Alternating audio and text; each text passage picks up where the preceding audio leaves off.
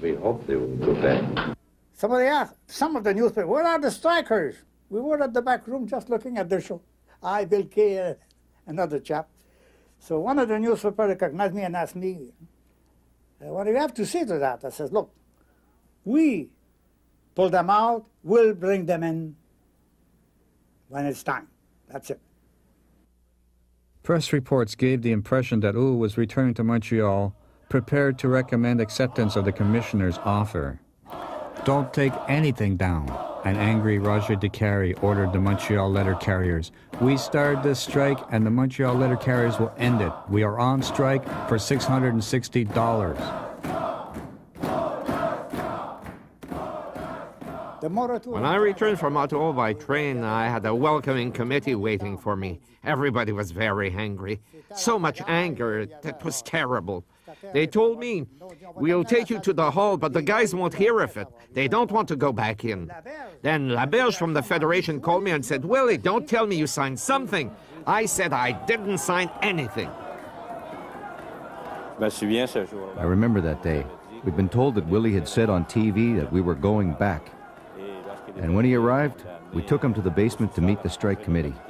And we were pretty clear, if that was the case, he'd be the only one on the stage. The atmosphere was electrifying. The room was jam-packed.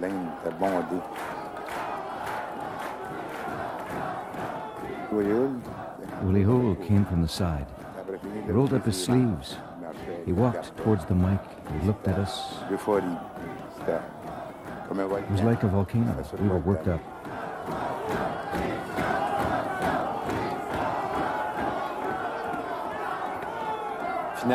Anyways, we all had to go on stage.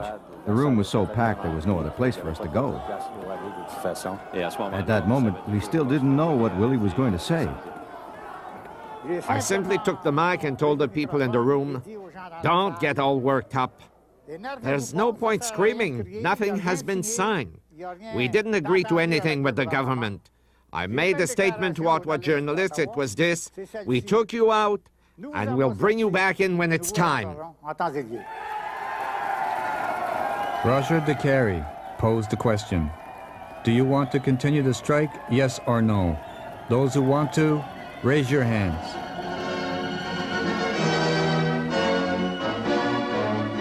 With the national edition, here is Earl Cameron. Postal employees in many parts of the country have voted to continue their strike for more pay. In Montreal, where the walkout began last Wednesday, thousands of mailmen and postal clerks tonight voted unanimously to stay on strike. In Vancouver tonight, postal workers met to consider whether they will follow the lead of the Montreal Union and continue the walkout. I arrived at the meeting. It was a stormy, boisterous meeting.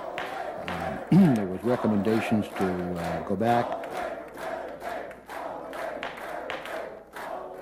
My principle was that I felt that there should have been an offer so that we could vote on. The only offer we had was to go back and not get disciplined. Surprisingly, by a margin of only 27 votes, Vancouver voted to return to work. Some members called the vote a disgrace, charged the stage and demanded a recount. Just as surprisingly, the next day Toronto voted to stay out. We said, we're not going back under the conditions that you're going to give us something later. We're going back when we know what we've got. The following day, another meeting was called. With Les Hood in attendance, nothing was left to chance. They came in with a telegram. One of them came in with a telegram from Montreal saying that Willie Hull had put the Montreal local back to work.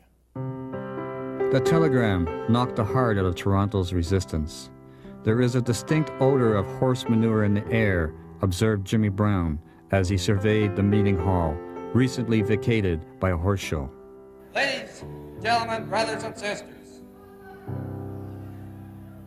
Brothers and sisters, the result of the ballot here, conducted here in Toronto. Those in favor, vote the yes. 1,857.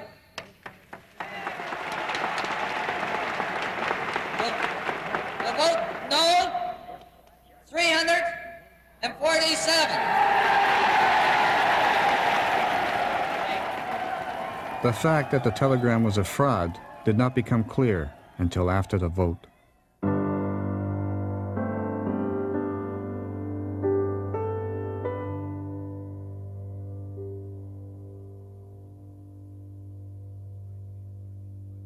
Despite being virtually isolated, Montreal was no less determined to struggle on.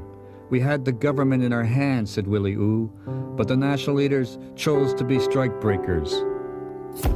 When a spokesman from the Prime Minister's office hinted that the Montreal post office workers would all be fired, Montreal remained out.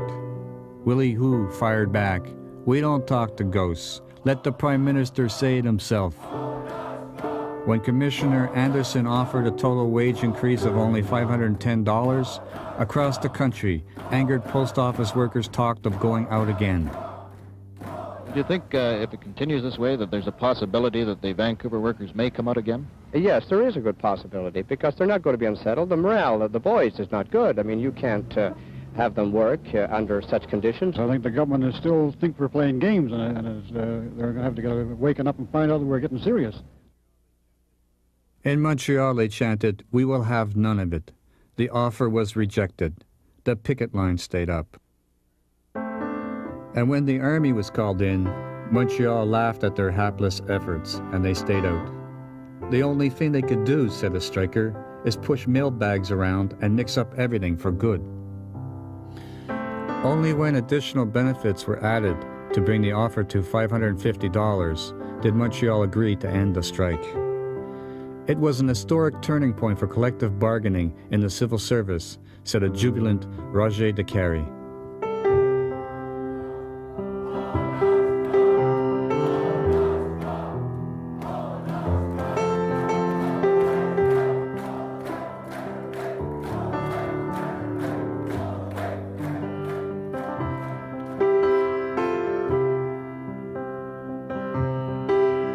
They went back with their heads up.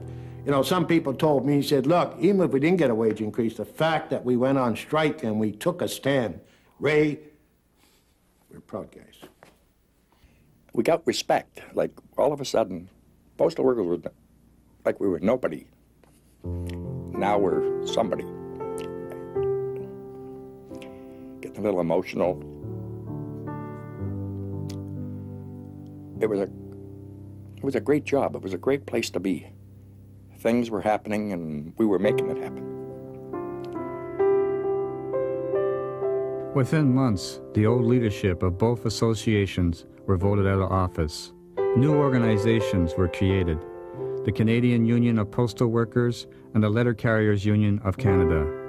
Within a couple of years, post office workers had won the right to free collective bargaining for the entire federal civil service, and part-time workers were formally accepted as union members. On the horizon, new challenges, collective bargaining, and technological change. The post office has been engaged on a $1 million research project to meet the sorting problem arising from an annual 6% growth in the volume of mail. A trial system operating in the basement of the Ottawa Post Office depends on each letter being marked by a system of code dots. This is done by a girl as the letters pass before her eyes.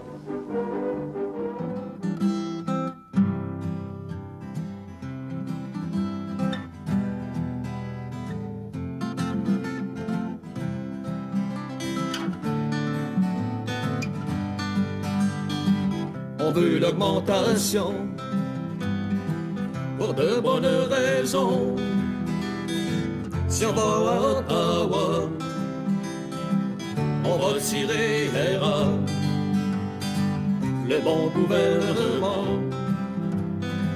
c'est plein d'arrangements.